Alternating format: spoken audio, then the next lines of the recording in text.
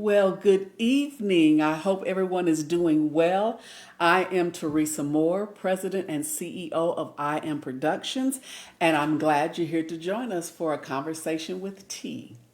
This is my wonderful guest, Randy Moore, and we are going to be talking about mentoring tonight. Um, the one Just a moment, moment. yeah, Go one ahead. moment. Let me get it. You can talk food, honey.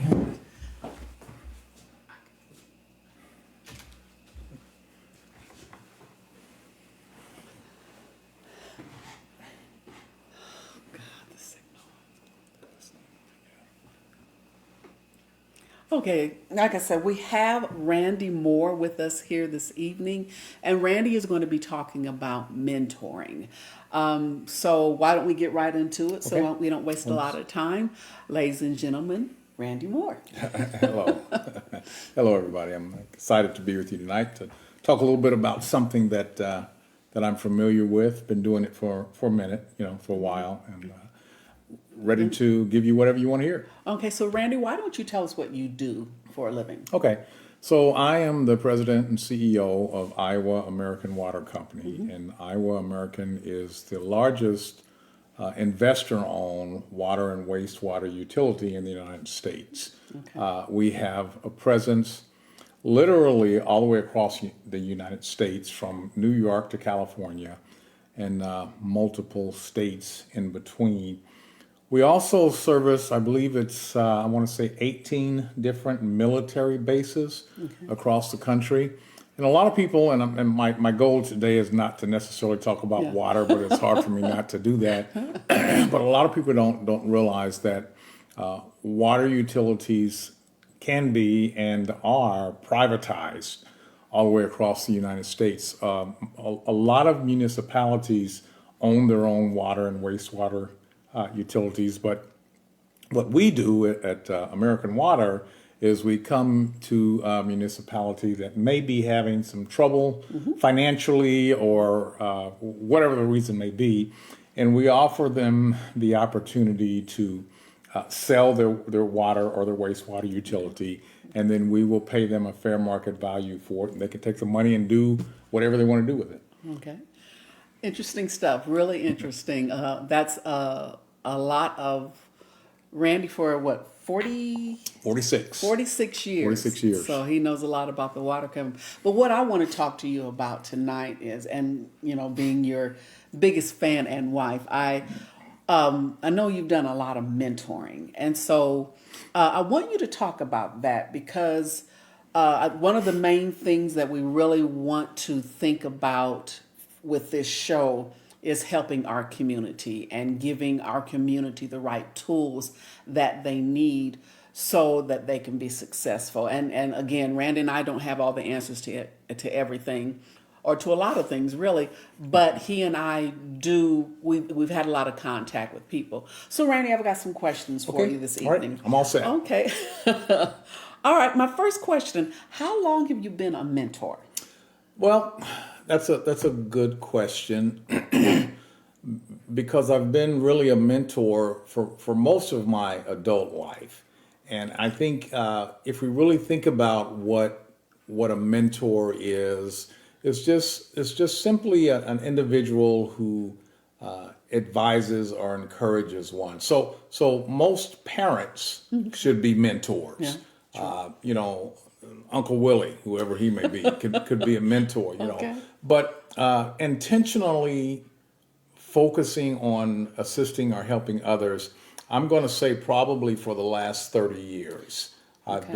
been working down that genre of trying to help and encourage people. So it's been a while. Okay. Been a while. Okay. All right. So, what made you decide to mentor people? Because, like I said, um, I know we've been together for a long time, and I know about the number of people that you have mentored. But what actually makes you want to mentor somebody? Yeah, that's another really good question. I have a passion, I'll say, for younger people trying to make it. Now, I say I've been with American Water for over 40 years, and I've been fortunate to now be the president of one of the subsidiaries in American Water. And I've come up the corporate ladder, if you will please, and started at the bottom. I started as a frontline operator, working in a treatment plant in Terre Haute, Indiana. Oh, Terre Haute. Woo. Yeah, right on the Wabash River. Right. And started there, and got all my education. Got promoted through the ranks from went to supervisor, and then to superintendent, and then to manager, and to district manager, and to regional vice president, to vice president, and now I'm the president of Iowa American Water. But during that time, I saw a lot of disparities.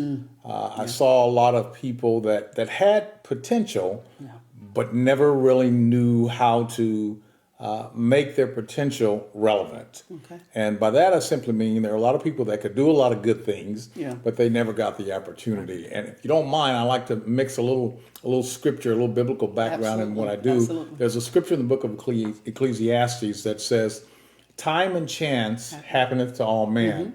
So the reality from that says to me that everybody is going to get a chance. Okay. Everybody's going to get an opportunity. But the problem is, when that opportunity comes, we don't realize it's an opportunity because it doesn't look the way we want it to look. We get opportunities in our mind. We want the opportunity to look this way, to smell this way, to feel this way, or whatever.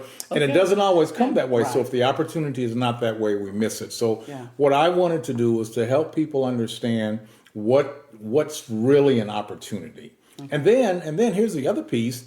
I think when the opportunity comes, we shouldn't be in the process of trying to get ready. We need to be ready when that opportunity comes. And so what does that really mean? So that's something that I also like to try to encourage people and help people understand what that really means. And then let's be ready for that. So that's kind of a long, drawn out answer to your question. I just kind of have a passion for helping other people. And any way that I can help a person better themselves. And that's one of the mantras that I use. I want to help you become a better you. Whether if we want to do it in the professional world, in the corporate world, or if you just want to be a better father, a better mother, just a better person and all, I want to help people through that process. Okay. So are there a list of goals that you have when you're mentoring somebody? I mean, are you expecting them to be able to recite something or be able to, have some kind of mantra? What are your goals when you mentor someone? Well, that's good. Another, you've got a lot of good questions today. But really, the goal-setting piece is left up to what I call the mentee, the person that I'm mentoring with. For me to set up or establish standard goals across the book is the wrong thing to do. We can't take one paintbrush and just paint the whole picture with one brush with one color. To make a picture, there's a multitude of colors that have to be put on at different angles. And I'm not that kind of artist, so I don't really know about that. But just from a visual perspective, and it's the same way when you're mentoring. Everybody is treated differently. You can't treat everybody the same. And if that's the case, that means everyone has to have a different goal. And that goal has to be unique for that person. So for me to tell you that I have A, B, and C as a goal, that's kind of generic, but that's not really the right answer because person A, John Doe, may come in with an issue that we want to focus on person B, Jane Doe, totally different person, totally different scenario. So we have to have a different focus for them. So the goals are set by the mentees. And just to give you a few examples, I've dealt with people that have had goals from I want to be a better public speaker, or I would like to get promoted in my company, move to a higher level in management.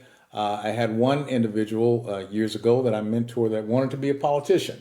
Had some political aspirations, so we worked down that alley too. So the goals we set, and a lot of people come and they want to be mentored, but they don't really know what they want. They don't know where they want to go. They don't have it. So I'll help work through that. We'll go through the process that we need to get to some level of establishment and understanding of what you really want out of life. Okay. So how can you tell, or how can they tell when they've actually reached those goals? Well, that's a good question. And again, There's no one black and white answer. A lot of times when we're talking about goals, I'll ask the mentees to let's write it down. Okay. And then at that same time, we will include what does it look like when you're going to reach that goal. For example, if a person says, I want to be successful in the accounting world, Okay. which is kind of a strange goal, but I have had others that have had goals like that. So I have to ask, okay, we write that down. So what is it going to look like when you're successful? Okay. A lot of people have problems, and I use this analogy. Sometimes people build houses where they should be in tents, Okay. and vice versa. Sometimes people pitch tents where they should have built houses. Okay. And by that, I simply mean sometimes people get locked into something that's really not for them. Okay. So let's stick with the accounting example. The individual that wanted to be an accountant wanted to go down the path of everything that it took to be an accountant, go get the degree, learn the get the education. But down the road, down the path, serendipity occurred. And that popped up and let them know there's something off to the side that I want to try. Okay. And so I encouraged them to go down that. And then while they were going down that path, another level of serendipity occurred and they switched and went a different direction. And then eventually they found out it wasn't accounting, but it was finance. Okay. Which, to most people, to myself included, that's kind of the same thing, thing. But there's really a difference. Yeah, If you go through school, you can get a degree in accounting, and you can get a degree in finance. They're two different things. So I think a lot of times people have to understand that maybe you're trying to build a house right in an area where you really maybe should pitch your tent, because you can pick your tent up and go and move. But some people want to dig in and stay there, and that's kind of a fallacy sometimes to do. So I think we've talked about goal setting. That's really important to understand, but understanding what does it look like when you've reached your goal. Okay. You've got to know that, and I can certainly help you down the path. A lot of things, obviously, I don't know everything. We can explore things and learn things together. And as we're going down that path, the mentee is going to say, this feels good. This feels like where I want to be. This feels like, and I'll work with them until we get to that point. Okay. Almost sounds like Mr. Miyagi, wax on, wax on, wax off, wax off. Okay, so over the years, you said about 30 years. Yeah. How many people have you mentored? And this might be a answer, but how many people have you mentored, and how many people would you say are successful? Boy, that's a good question, because it's been over the years. It's been different, and a lot of people I have mentored, and we haven't officially called it a mentor-mentee or mentor-protege relationship. But when I think through it, I don't know that I can give you a specific number. I'll say dozens. For sure, because one of the other advantages also, I guess it's an advantage, as you know, we have lived in a lot of different places. Yeah. Let's see if we can go through and do a count here. No, or not. Okay, no. Maybe we won't. We don't have But we've much lived, time. we don't. We've lived a lot of places, and I've met a lot of people. Right. And in fact, when we lived in Michigan, as you know, I was the vice president there, and my jurisdiction was literally the United States. Yeah. I had 95 water and wastewater treatment plants under my jurisdiction that were spread across from Maine all the way down to Texas, up in Washington State. I mean, just all over. And I met a lot of people. And of those people, various ones had various successes, various ones, had failures. And I can't say that I mentored everybody, but out of those groups of people that I led, there's always individuals that pop up, and we engage in a mentor-mentee relationship. So I'll say dozens, and out of that number, I've got to say 85% of them reach what they consider to be success.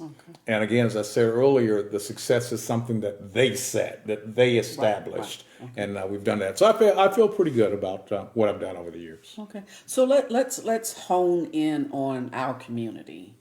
What do you believe is the value of young, when I say young, I mean young Black professionals, what, 20s, late mid-20s and up? Because by that time they've gotten finished with school and they kind of decided We what they hope- wanted. we hope they're We hope they're finished with school. I know the parents probably are hoping they're finished with school. Yeah. But how can or what is the best way? Do you feel like, I guess I'll get my question out. What do you feel the importance of a mentor is to someone, to a young Black professional who is trying to work their way up that corporate ladder? Because I know with the water company, there are Black professionals within the company that contact you for advice and to talk to you and to get the old man's wisdom. Well, you know, I think you'd really be surprised because there aren't as many mentors, particularly if we want to specify Black. There just aren't that many out there. When you look at, and I'll say the Fortune 500 companies, you know, they're less than 2% of the CEOs of Fortune 500 companies are Black. Yeah. And you Which take, is sad. which is very sad. It's not that we don't have people that are qualified. Absolutely. But it's like that, Absolutely. what I said earlier, they never get the opportunity, Yeah. which is unfortunate. But to answer your question, what's the value of having a mentor? I'm going to say in this day and age that we live in, I think it's absolutely essential. I think it's extremely important. Now, let me make one clarification here. There is a difference between a mentor and an advocate. Absolutely. A lot of times when people think of mentorship, they confuse it with advocacy. Okay. And I've always tried to be the, and excuse me if I say this is probably wrong, but the advocating mentor is what I always want to try to be. You know, I want to be the mentor that's an advocate for my mentees because, and I'll explain what that means. So from a mentorship perspective, I'm helping guide an individual. I'm encouraging. I'm trying to support. I'm trying to give them ideas for the next step to how to get to where they want to get. But the advocate side of me, when I get the opportunity, I will step in front of them and step up for them and go speak on their behalf. I've had several people down through the years where I made a phone call or I sent a letter or I established some level of conversation. I took someone out to lunch to talk about a mentee or doing something to advocate. And in most of those cases, we've been very successful because a lot of times we don't get the opportunity. Exactly. Because the people don't know. Another one of my mantras, I'm giving a lot of my mantras away today. We often say, it's not what you know, but it's who you know. And that's very important. But I like to take it one step further. It's not who you know, but it's who knows you. Absolutely. It's who knows you, because when they're at the table and they're talking about what we need to do and what our next steps should be and how do we get, you want them to be thinking about you. Right. Yeah. You may know them. I know President Biden. You know, I know Barack Obama. Okay. but neither one of them know me. Right. They don't know me at all. True, yeah. And what we want to do, we want to get to the point to where the people that are in power or those that are in authority, they know you. So we want to start doing things that we need to do so that we can get known. And the only way we can do that is to get the opportunity. Absolutely. And again, it gets back to what I was saying earlier. We don't recognize the opportunity. Sometimes we miss out on it. Yeah, that's very good. That's really good. I really appreciate what you're saying about you being the advocate mentor. That's really positive because I think it's very, very valuable and important for us to support one another. It's very important for us to help one another. Otherwise, we really don't have a lot of. All right, my final question for you, Mr. Moore. Okay, are you ready for this? I think so. No. If someone is looking for a mentor and they are interested in hiring you to be their mentor, how would they get in how do they get that information? How do they contact you? Well, nice you should ask that question. I'm really not doing any hard marketing, but I really want to help people that need help, and I wanna be that guy because I can guarantee you that I will support you. I'm not going to take advantage of Right. you. I'm not Right. going to a lot of times there's personal information that's shared. I'm not going to share your information with anybody. At the end of the day, my success is going to be based upon your Your success. success. So, if you want to reach out to me via email, my email address is rmoor, MOOR, without the E on it. So it's RMOOR 5158 at Yahoo. Okay. RMOOR 5158 at Yahoo. If you reach out to me, then I'll reach out to you, and we can get some things set up and established. And I think maybe our camera went off here. We'll get it. It's going to come back on. Yeah, let me give that again to make sure that you get that. You gotta hold on. It's got a delay. Remember that. So okay, well, that's every time that you. Okay. So let me give that email address, and I see we got a question too, and I want to try to get to that before we run out of time here. Again, in case that dropped off, that's RMOOR 5158 at yahoo.com. Let's hope that we get that, and then we're gonna wait here. Got a few more seconds to signal to come back. I want to address one of the questions. I want to do that before we run out of time here. So do you want to? We apologize for the technical difficulty. We're hoping this is a little bit better.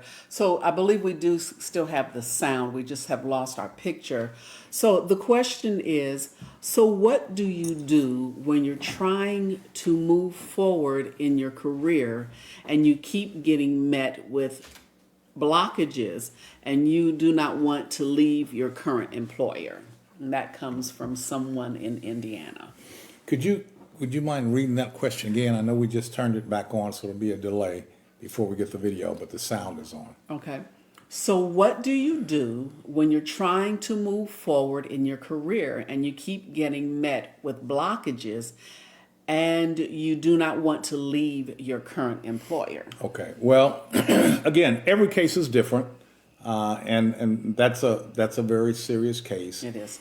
If you go back to the comment that I made earlier, some people build houses where they should Should be pitch tents, tents. yeah. And this may be a situation where you're in a tent situation, but you're trying to build a house there. Okay. One of the things that I've learned, and it's interesting for me being an old school guy, they say that most people out of college will change careers seven times. Wow. That's a lot. 7 times, and that's not changing jobs. That's changing careers. Yeah. Wow. And 7 times, and that's significant. So the concept is you're going to have to look around. My only recommendation to this person, if you're not finding the opportunity where you are, the opportunity is probably not there. Not there. So do you think relocation or look for another job, or what is the answer to that? Yes. Okay. Okay. Yes, I think you need to be, willing to do a lot of things. Now, granted, everybody can't like we did. We've moved to I don't know how many times, different states, Too many. different cities. Everybody can't do that. I understand that, but you still need to set yourself up. I think one of the convenient things now in this day and age, they have this concept called remote working. Yeah. You can work for Amazon, or you can work for some larger organization from your own home. Yeah. You have to do a little digging to kind of find it out, but there's an opportunity for that too. Now, would that be? Well, I guess that gets into a lot of things, but a lot of those jobs are not for educated people. You know what I mean? Yeah. For those who have masters and different degrees.